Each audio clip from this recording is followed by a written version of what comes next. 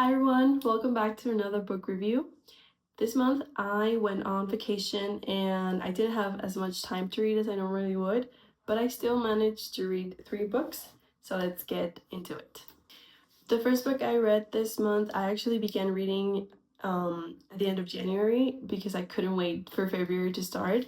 It is the third book of the Empyrean series, Onyx Storm by Rebecca Yarros, which is, I think, a very long-awaited book for a lot of people. I have to mention before I get into the review that I just got into Fourth Wing recently, like as in this past November, I started reading Fourth Wing. And I was skeptical at first because I'm really not into any like Dragon Fantasy World movies or series, so I didn't expect to like it. But Jenna Fisher convinced me to read it. I know, weird.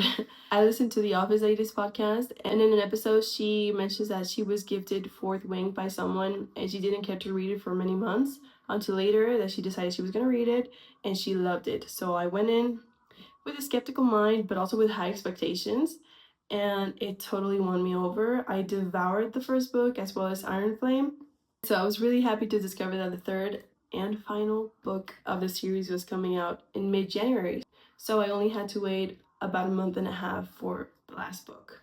Now, with that said, here are my thoughts. Addressing the elephant in the room, I was under the impression that this was going to be the third and last book, the final book.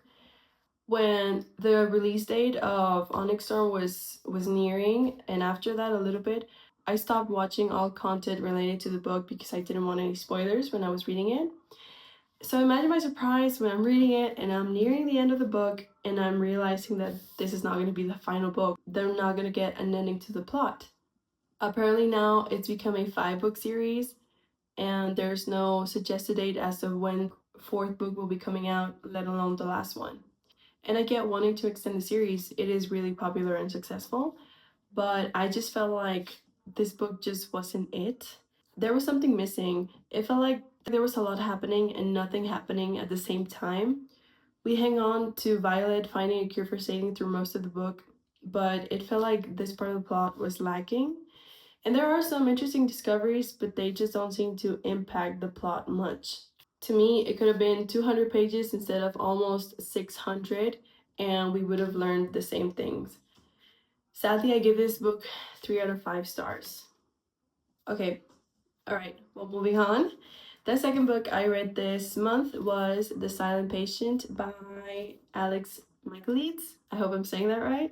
This is a book that I took on vacation, so it took me like 2 weeks to read it because I wasn't reading during the day as much, just at night, a few chapters every night. This book is about Alicia Berenson, a woman who kills her husband and never speaks again at all, until a very interested psychotherapist, Theo Faber, begins treating her and in hopes of healing her and getting her to speak again. This book will keep you wondering what will happen next, both in his personal life, in Theo's life, and in his work with Alicia in her treatment. I think I was a little bit influenced by other people's review about this book because I was expecting the plot twist at the end to be bigger, but that's totally on me. It is a really good ending and a great mystery book overall, and I would recommend it to anyone who loves mystery books. I gave this book a 3.75 out of 5 stars. Lastly, the third book that I read this month was People We Meet on Vacation by Emily Henry. I am a sucker for romance novels. Romance is definitely my favorite genre to read. And this is actually my third Emily Henry book, so I had high expectations, and it totally lived up to them. In this book, we meet Poppy and Alex, 2 best friends that met in college and have been taking summer trips ever since for over a decade. Until 2 years ago, in their last trip, something happened between them and they haven't spoken since. Poppy reaches out to Alex, suggesting that they take another trip in hopes that she can fix their friendship. She doesn't tell him that, but that's what she wants, and Alex agrees. And throughout the book, we are taken along with their trips from the very first one to their current one. So we have this back and forth of the first one and then the current one. And then the next chapter is the second trip and the current one. So it's like this really interesting back and forth, which I thought was genius because obviously as a reader, we want to know what happened in that last trip in Croatia 2 years ago, why they stopped speaking. but you're not going to find that out until almost the end of the book, which was like a really great structure in my opinion.